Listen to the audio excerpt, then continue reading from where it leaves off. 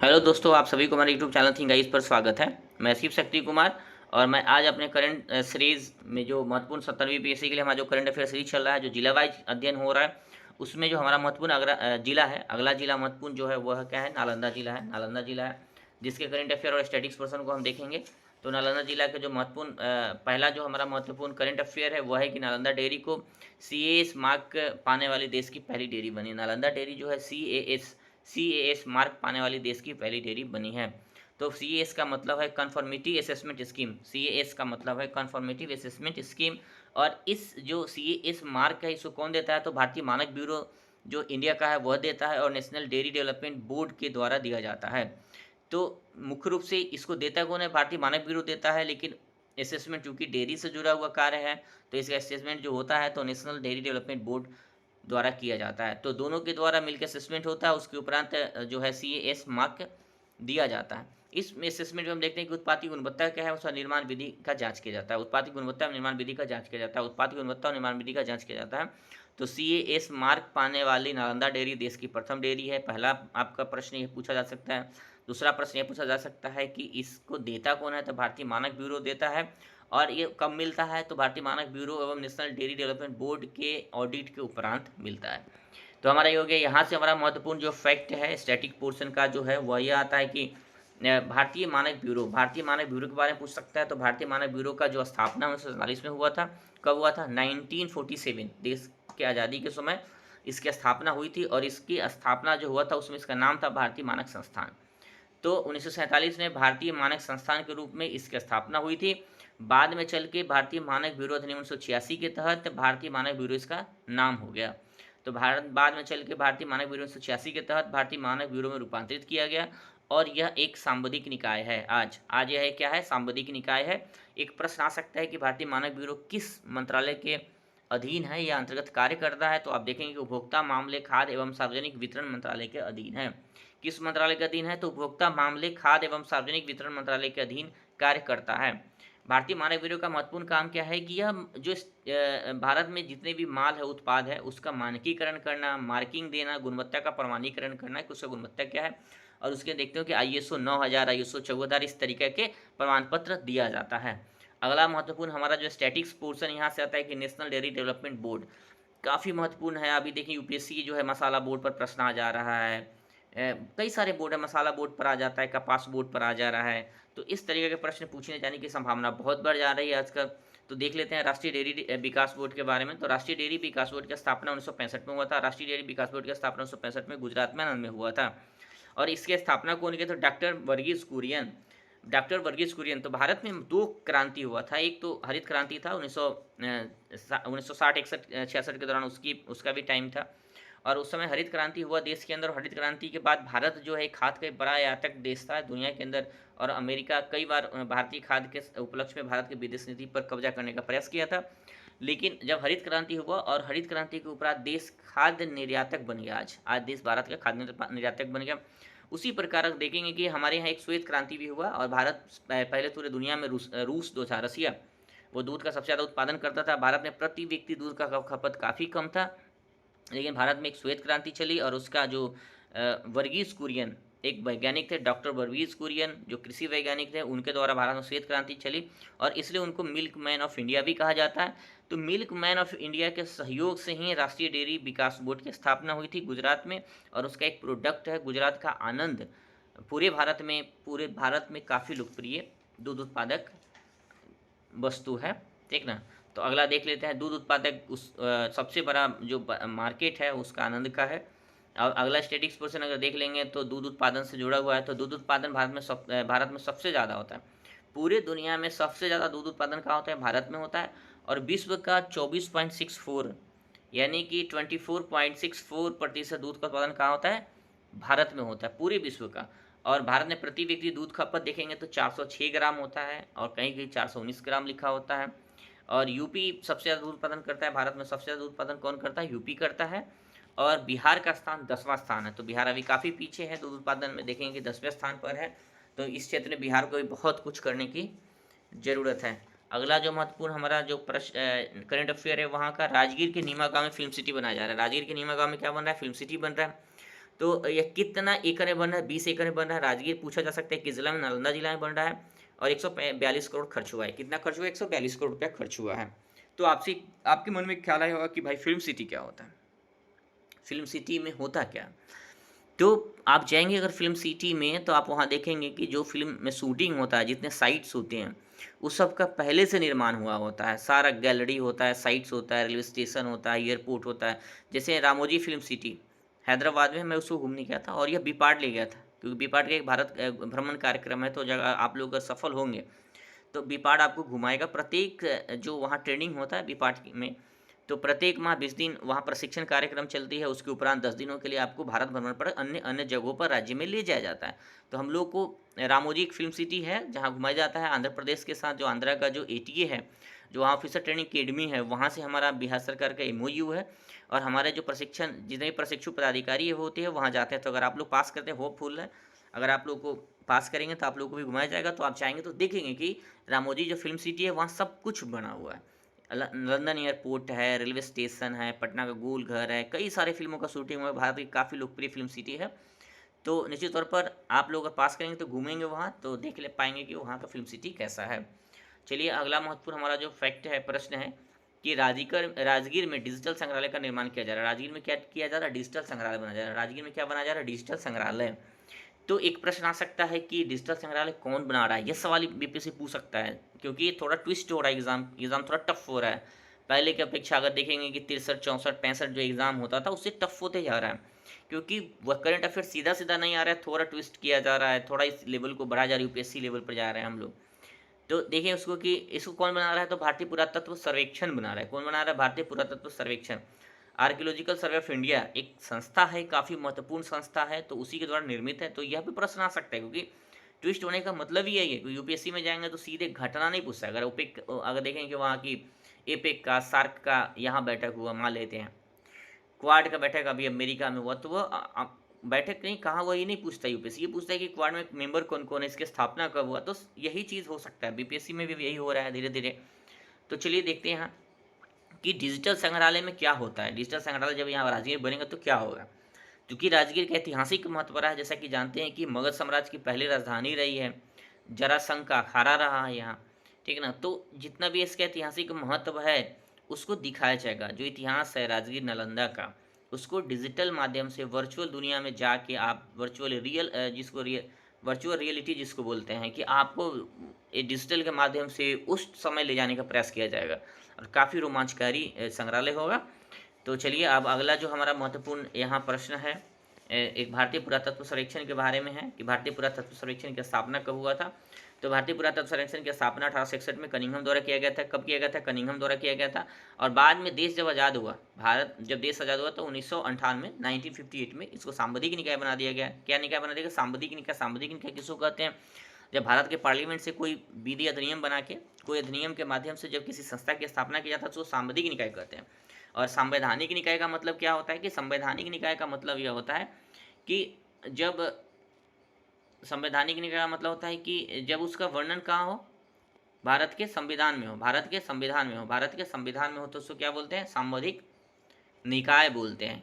सांविधिक निकाय बोलते हैं उसको।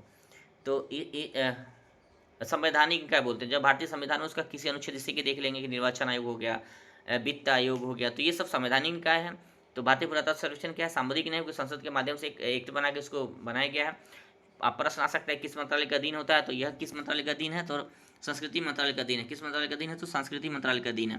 अब अगला प्रश्न यह भी आ सकता है कि इसका काम क्या है? तो इसका महत्वपूर्ण काम आप अगर देखेंगे तो जो भारतीय पुरातत्व सर्वेक्षण है, जितना भी ऐतिहासिक स्थल है भारत के अंदर, उसका संरक्षण करना, प्रिजर्वेशन करना, अनुसंधान करना, रक्षा करना, सब कुछ इसी के अधीन आता है, सब कुछ यही देखता है। तो काफ़ी महत्वपूर्ण संस्था है। चलिए आगे हम अगला जो हमारा महत्वपूर्ण फैक्ट है वह है कि नेचर सफारी, जू सफारी और रोपवे की शुरुआत कहाँ हुआ है? नेचर सफारी, जू सफारी और रोपवे का शुरुआत कहाँ हुआ है? तो राजगीर में हुआ है। राजगीर में हुआ है। तो थोड़ा सा दिमाग में आता होगा आपको कि भाई नेचर सफारी क्या होता है, जू सफारी क्या होता है। तो नेचर सफारी का मतलब जू सफारी का अगर आप देखेंगे, जिस जनरली जो जू होता है भारत के अंदर, जहाँ आप जाते हैं चिड़ियाघर में, तो देखते हैं कि वहाँ जानवर बंद होते हैं और लोग बाहर से खुले होते हैं। बाहर से हम लोग खुले होते हैं, जो लोग घूमने जाते हैं, वहाँ देखने जाते हैं चिड़ियाघर को। तो वो लोग खुले होते हैं, जानवर बंद होता है। लेकिन जू सफारी में क्या होता है कि जनरली मानव जो है, मनुष्य जो देखने जाता है वही बंद होता है, गाड़ी में होता है सुरक्षा के दृष्टिकोण से, और जानवर खुले होते हैं, तो थोड़ा ज़्यादा रोमांचकारी होता है। तो चलिए और रोपवे की बात कर लेते हैं। तो स्टैटिस हमारा प्रश्न है कि राजगीर रोपवे के बारे में जानते हैं। तो भारत का पहला आधुनिक रोपवे क्या है? भारत का पहला आधुनिक रोपवे है, यानी पूरे भारत में पहली बार राजगीर शहर में ही रोपवे का निर्माण किया गया था। और इसको निर्माण में जापानी बौद्ध जो भिक्षु थे, फूजी गुरु जी का बहुत बड़ा योगदान है, फूजी गुरु जी का बहुत बड़ा योगदान है। और राजगीर रोपवे कब बना था? 1969 में बना था। कब बना था? 1969 में बना था, 1969 में बना था। और इस पर सवारी करने वाले एक महत्वपूर्ण व्यक्ति हैं, उनका नाम है जयप्रकाश नारायण, यानी जयप्रकाश नारायण जी रोपवे की सवारी करने वाले पहले व्यक्ति थे। और जो यह रोपवे है किस पर है? तो रत्नगिरी पहाड़ी पर, क्योंकि राजगीर में कई सारी पहाड़ी, 7 पहाड़ी है, 5 पहाड़ी से गिरा हुआ है, वैभवगिरी, रत्नगिरी, विपुलगिरी, सारे पहाड़ी है। तो उसमें रत्नगिरी पहाड़ी पर अवस्थित है। तो आपसे यह प्रश्न पूछा जा सकता है कि जो राजगीर में विश्व प्रसिद्ध रोपवे है वो किस पहाड़ी पर है? तो रत्नागिरी पहाड़ी पर है। अब एक सवाल यहाँ आ सकता है कि जू अथॉरिटी ऑफ इंडिया है, क्योंकि जो जितने भी जू है इंडिया के अंदर, जितना भी आप देखते हैं चिड़ियाघर, उसको मान्यता देने वाली संस्था है हमारे यहाँ एक जू अथॉरिटी ऑफ इंडिया, ठीक है। क्योंकि ये प्रश्न आता है कि भाई जू की मान्यता कौन देता है, तो आ जाएगा कि जू अथॉरिटी ऑफ इंडिया है। और इसकी स्थापना किस एक्ट के माध्यम से हुआ? तो इसकी स्थापना देखेंगे तो वाइल्ड लाइफ प्रोटेक्शन एक्ट है, उसके माध्यम से हुआ। वाइल्ड लाइफ प्रोटेक्शन एक्ट जो है 1972 में बना। और इतनी महत्वपूर्ण जो हमारा अधिनियम है, फ्लैगशिप एक्ट है, मतलब समझिए कि पूरे भारत में नेशनल पार्क की स्थापना उसी एक्ट के माध्यम से होता है, wild life crime control board की स्थापना उसी एक्ट के माध्यम से होता है, वाइल्ड लाइफ सेंचुरी का स्थापना उसी माध्यम के से होता है। तो काफ़ी महत्वपूर्ण एक्ट है, तो उसका अध्ययन भी बहुत जरूरी हो जाता है। चलिए, तो अगला जो प्रश्न है कि जू अथॉरिटी ऑफ इंडिया करता क्या है? तो जितने भी चिड़ियाघर उसको मान्यता देता है, वहाँ के जितने कर्मचारी होते हैं, आप देखते होंगे बहुत सारे कर्मी जो चिड़ियाघर में काम करते हैं, उनका प्रशिक्षण देना भी इसका महत्वपूर्ण कार्य है। अब एक जो महत्वपूर्ण जो हमारा स्टैटिक्स होता है कि राजगीर शहर के बारे में थोड़ा जान लेते हैं कि राजगीर जो है राजाओं का शहर है। राजगीर क्या है? राजाओं का शहर है। और राजगीर को राजाओं का शहर बोलते हैं, पहाड़ों का शहर बोलते हैं। ये किस जिला में स्थित है? नालंदा जिला में स्थित है। किस जिला में स्थित है? नालंदा में। राजगीर प्राचीन मगध राज्य की पहली राजधानी थी। तो भारत के अंदर जो मगध साम्राज्य, जहाँ से इतिहास की शुरुआत ही मान लेते हैं कि राजाओं महारानी का जो हम शुरुआत पढ़ते हैं, इतिहास पढ़ते हैं, तो वहीं से शुरू होता है। तो मगध का पहला राजधानी कौन था? राजगीर था। और मगध के जो पहले वंश थे, मतलब मगध में सबसे शुरुआती वंश में हरेक वंश थे। और हरेक वंश के जो राजा थे, बिंबिसार और अजातशत्रु, उसका राजधानी कौन था? राजगीर था। बाद में अजातशत्रु का पुत्र उदयन हुआ, जो राजधानी के रूप में पटना का चयन किया। यानी कि 3 राजा के काल में राजधानी था यह, बिंबिसार, अजातशत्रु और उदयन काल में। बाद में उदयन पटना को राजधानी के रूप में बनाया। तो चलिए और भी जान लेते हैं महत्वपूर्ण फैक्ट जो राजगीर के बारे में है। तो राजगीर जो शहर है, ये विश्व की 6 पुरानी शहरों में एक है। जितना पुराना शहर देखेंगे, अगर बौद्ध साहित्य अगर पढ़ेंगे ना, तो बौद्ध साहित्य में 6 शहरों का वर्णन, उसमें राजगीर वैशाली भी है। तो बिहार का कितना गरिमामयपूर्ण इतिहास रहा है, आप इसको देख सकते हैं। आज बिहार जो है शहरीकरण में हम आधुनिक दुनिया में काफ़ी पीछे हैं, लेकिन प्राचीन काल में शहरीकरण की शुरुआत में दुनिया में 6 देश है, उसमें वे 6 देश में वैशाली और राजगीर है। तो बिहार की इतनी महत्व थी प्राचीन काल में। तो इसका अगला जो राजगीर का महत्वपूर्ण फैक्ट यह है कि जो 20वें तीर्थंकर थे, कुल जैन धर्म में 24 तीर्थंकर हुए, उसका जो 20वां क्रम में जो तीर्थंकर हुए, उनका नाम था मनु सुब्रत। उनका भी जन्म कहाँ हुआ था? राजगीर में हुआ था। बिंबिसार द्वारा भी भगवान बुद्ध को वन मठ राजगीर में दिया गया। तो बिंबिसार द्वारा भगवान बुद्ध को बौद्ध जो वन मठ था वो कहाँ दिया गया? राजगीर में दिया गया। भगवान बुद्ध जो है यहाँ एक गृद्धकूट पहाड़ी है, गिद्धों का पहाड़ी जिसको बोलते हैं, उसी पर अपना उपदेश दिए थे। तो यह प्रश्न भी आ सकता है आपसे कि गृद्धकूट पहाड़ी किस जिला में है या किस राज्य में है? तो आप इसका उत्तर मार देंगे, नालंदा, राजगीर में। और जो हमारे यहाँ देखें कि बौद्ध परिषद हुआ, बौद्ध संहिति हुआ, 4 बौद्ध संहिति हुआ, तो उसका जो है प्रथम बौद्ध परिषद की जो बैठक हुई थी या आयोजन हुआ था, वो कहाँ हुआ था? तो राजगीर के ही सप्तपर्णी जो गुफा है, सप्तपर्णी गुफा में इसका आयोजन हुआ था। और उसके अध्यक्ष महाकश्यप। और महावीर जी भी यहाँ कितने दिन रहे थे? लगभग 14 साल नालंदा और राजगीर में रहे हैं। तो ये प्रश्न आ सकता है कि किन किन धर्मों से जुड़ा हुआ है, यानी किन किन धर्म के लोगों के लिए धार्मिक स्थल है राजगीर? तो तीनों धर्म के लिए, बौद्ध, जैन और हिंदू, यानी बौद्ध, जैन और हिंदू तीनों धर्म के लिए समान रूप से महत्वपूर्ण स्थल है। राजगीर को जनरली 7 पहाड़ियों से घिरा हुआ माना जाता है। उस पहाड़ी में बैफरा, रत्ना, सैला, उदय, सोना, छठा, विपुला, इसे नाम है। लेकिन यहाँ जो राजगीर के जो 5 महत्वपूर्ण पहाड़ी है, जिसको आप याद रखेंगे, जिसको एकदम याद रखना जरूरी है, यूपीएससी के लिए, बीपीएससी के लिए भी ये उतना ही महत्वपूर्ण फैक्ट है।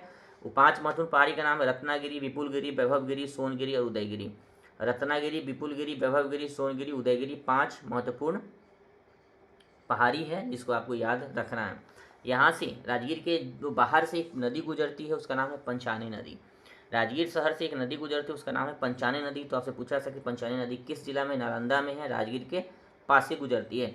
यह एक विश्व शांति स्तूप भी है। यहाँ क्या है? विश्व शांति स्तूप है जिसे 1969 में बनाया गया था। विश्व शांति स्तूप है जिसे कब बनाया गया था? 1969 में बनाया गया था। चलिए अगला जो हमारा महत्वपूर्ण प्रश्न है कहता है कि भारत का दूसरा और पूर्वोत्तर भारत का पहला ग्लास ब्रिज राजगीर में बना है। तो ये पूरे भारत का दूसरा है। तो पहला कहाँ बना हुआ? तो पहला सिक्किम बना था। पहला कहाँ बना है? सिक्किम बना है। और बिहार का पहला ग्लास ब्रिज है। बिहार का पहला ग्लास ब्रिज है। और जो राजगीर में ग्लास ब्रिज बना है वो कहाँ से प्रेरित है? तो चीन के हांगझोउ से प्रेरित है। चीन के हांगझोउ से प्रेरित है। अगला महत्वपूर्ण जो हमारा फैक्ट है वह है कि राजगीर में बिहार का पहला खेल विश्वविद्यालय स्थापित किया गया। राजगीर में बिहार का पहला खेल विश्वविद्यालय स्थापित किया गया। तो इसकी उद्घाटन देखेंगे तो 2021 में हुआ था। इसका उद्घाटन 2021 में किया गया था। और नरेंद्र माननीय मुख्यमंत्री जी का ड्रीम प्रोजेक्ट है। ये जो माननीय मुख्यमंत्री जी है इनका ड्रीम प्रोजेक्ट है। और अभी इसका उद्घाटन हो गया यानी कि संचालित हो गई है। इसका उद्घाटन कब हुआ है? 29 अगस्त 2024 को माननीय मुख्यमंत्री द्वारा उद्घाटन किया गया है। और 29 अगस्त जो है राष्ट्रीय खेल दिवस है क्योंकि मेजर ध्यानचंद जी का इसी दिन जन्म हुआ था। तो काफ़ी महत्वपूर्ण दिवस है। ये भी पूछा जा सकता है कि राष्ट्रीय खेल दिवस कब मनाया जाता है? तो 24 अगस्त को मनाया जाता है। और यहाँ देखेंगे कि स्नातक और स्नातकोत्तर की डिग्री दी जाएगी यानी बीए और एमए का डिग्री मिलेगा। और किसमें मिलेगा? तो खेल प्रशिक्षण, खेल वैज्ञानिक और खेल के विभिन्न विधाओं में इसी डिग्री दी जाएगी। और यहाँ 24 खेल विधा का प्रशिक्षण दिया जाएगा। 24 खेल विधा का प्रशिक्षण दिया जाएगा। और अभी हाल में ही एशियाई महिला हॉकी चैंपियनशिप का आयोजन यहीं हुआ था। एशियाई महिला हॉकी चैंपियनशिप का आयोजन कहाँ हुआ था अभी? तो राजगीर में ही। राजगीर का जो खेल विश्वविद्यालय परिसर है उसमें खेल परिसर भी है तो वहीं हुआ था। और इसका निर्माण 750 करोड़ रुपया में हुआ है। 750 करोड़ रुपया में हुआ है। और यह देश का पहला खेल स्थल है। इस संदर्भ में यह देश का पहला बन जाता है कि यह पहला खेल स्थल है जहाँ एक ही परिसर में खेल परिसर भी है और विश्वविद्यालय भी है। तो पहला खेल स्थल है जहाँ एक ही परिसर में खेल परिसर भी है और विश्वविद्यालय भी है। तो हमारा चूंकि और यह जो खेल विश्वविद्यालय बना है किससे प्रभावित है? नालंदा विश्वविद्यालय की वास्तुकला से प्रभावित है। तो नालंदा विश्वविद्यालय की जो वास्तुकला है उससे प्रेरित होकर इसका निर्माण बनाया गया, निर्माण ढांचा किया गया। तो हमारा जो महत्वपूर्ण फैक्ट हो जाता है नालंदा विश्वविद्यालय। चलिए इसको देख लेते हैं कि नालंदा विश्वविद्यालय काफ़ी महत्वपूर्ण स्टैटिक प्रश्न है। हर बार एक दो प्रश्न आते रहता है। तो गुप्त वंश के सम्राट कुमार गुप्त या जिनको शुक्रदित्य भी कहा जाता था, कुमार गुप्त या जिनको शक्रदित्य भी कहा जाता था, उनके द्वारा 427 ईस्वी में नालंदा विश्वविद्यालय की स्थापना किया गया। तो कुमार गुप्त प्रथम या शक्रदित्य जिनका उपनाम था उनके द्वारा 427 ईस्वी में नालंदा विश्वविद्यालय की स्थापना की गई थी। हर्षवर्धन के शासनकाल में वेनसांग नालंदा विश्वविद्यालय अध्ययन करने आया था। बाद में इत्सिंग भी 670 ईस्वी में नालंदा विश्वविद्यालय भ्रमण करने आया था। हर्षवर्धन के काल में इसको 200 ग्राम दिया गया जिसके वित्त पोषण होता था यानी 200 गांव जो दिया गया उसी के जो वित्त आता था उससे जो पैसा आता था उससे नालंदा विश्वविद्यालय का संचालन होता था। और पूरे प्राचीन काल में पूरे दुनिया का प्राचीन विश्वविद्यालय माना जाता है इसको, जिसका ढांचा भी उपलब्ध है पूरी दुनिया के अंदर। और बाद में चल के जो तुर्क शासक थे कुतुबुद्दीन ऐबक उसके सेनापति बख्तियार खिलजी द्वारा 1193 विश्वविद्यालय को नष्ट कर दिया गया। तो कब नष्ट किया गया? 1193 में किसके द्वारा किया गया? कुतुबुद्दीन खिलजी द्वारा। कुतुबुद्दीन ऐबक के सेनापति बख्तियार खिलजी द्वारा। कुतुबुद्दीन ऐबक के सेनापति बख्तियार खिलजी द्वारा इसको समाप्त कर दिया गया। आधुनिक काल में जब देखेंगे कि इसकी खोज कब हुआ तो सबसे पहला बुकानन हैमिल्टन स्कॉटिश सर्वेक्षक जो थे फ्रांसिस बुकानन हैमिल्टन इसको पहला बार खोजा। लेकिन इसमें उसको पता नहीं लगा था कि ये विश्वविद्यालय की क्या है। बाद में 1861 में अलेक्जेंडर कनिंघम द्वारा प्राचीन विश्वविद्यालय के रूप में इसकी पहचान की गई। तो कनिंघम जी द्वारा बाद में इस ढांचा को माना गया कि यह विश्वविद्यालय है और उनके द्वारा विश्वविद्यालय के रूप में इसकी पहचान की गई। आधुनिक काल में जो इसका निर्माण अभी देखेंगे कि एक नालंदा विश्वविद्यालय बना है जो अभी हाल में ही नरेंद्र मोदी जी हमारे देश के जो माननीय प्रधानमंत्री जी है वह नालंदा विश्वविद्यालय का उद्घाटन करने आए थे। तो आधुनिक नालंदा विश्वविद्यालय जो बना है वही नालंदा परिसर से थोड़ी दूर पर है। तो उसके बारे में भी यहाँ जान लेते हैं।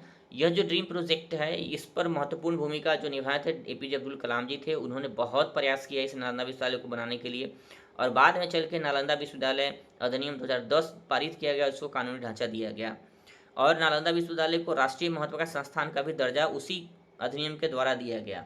और 2016 में जो संयुक्त राष्ट्र विरासत स्थल होता है यूनेस्को का विरासत स्थल जो है इसको घोषित किया गया। जो नालंदा विश्वविद्यालय का जो पुराना ढांचा है उसको यूनेस्को के विरासत स्थल के रूप में घोषित किया गया। तो बिहार में टोटल 2 यूनेस्को हेरिटेज साइट है, उसमें एक नालंदा विश्वविद्यालय भी शामिल है। तो चलिए अगला जो महत्वपूर्ण हमारा फैक्ट है वह है कि भगवान बुद्ध की दूसरी बड़ी प्रतिमा राजगीर के घोरा कटोरा झील में स्थापित किया जा रहा है। तो दूसरा जो है कहाँ स्थापित किया जा रहा है? घोरा कटोरा झील में। तो यह घोरा कटोरा झील, आपसे भी प्रश्न आ सकता है कि घोरा कटोरा झील कहाँ है? तो राजगीर में है। किस जिला में? नालंदा जिला में है। यह बुद्ध की जो दूसरी प्रतिमा बन रही है वो कितनी फीट का है? तो 70 फीट का है। कितना है? तो 70 फीट का प्रतिमा है। और यह यह प्रतिमा जो बन रहा है, यानी जो मूर्ति यहाँ बन रहा है वह किस मुद्रा में है? तो धर्मचक्र प्रवर्तन मुद्रा। धर्मचक्र प्रवर्तन का मतलब है जब भगवान बुद्ध प्रथम बार उपदेश दिए थे तो उसको धर्मचक्र प्रवर्तन कहा गया था और उसी मुद्रा में इसका निर्माण किया जा रहा है। इसका मतलब है कि ये दूसरी बड़ी प्रतिमा है। तो पहली बड़ी प्रतिमा बिहार में कहाँ है? तो पहली बड़ी प्रतिमा महाबोधि मंदिर बोधगया में है जो 80 फीट का है। महाबोधि मंदिर बोधगया में जो कितना फीट का है? 80 फीट का है। अगला जो हमारा महत्वपूर्ण फैक्ट है कि राजगीर में अंतर्राष्ट्रीय आयुर्वेद संस्थान की स्थापना की जाएगी। अब इसकी उद्घोषणा हुई है और इसके बारे में ज़्यादा फैक्ट नहीं प्राप्त हुआ है। तो चलिए दोस्तों, यह हमारा आज का करंट अफेयर था और हम चाहते हैं कि आप लोग परीक्षा को पास करें। हम काफ़ी प्रयास करके, अनुसंधान करके जो है अपना फैक्ट को लाते हैं। मानवीय चूक हो सकती है, किसी व्यक्ति से हो सकता है। तो हमारे चैनल को प्लीज़ सब्सक्राइब करिएगा और ताकि हमको मोटिवेशन मिलते रहे। Thank you.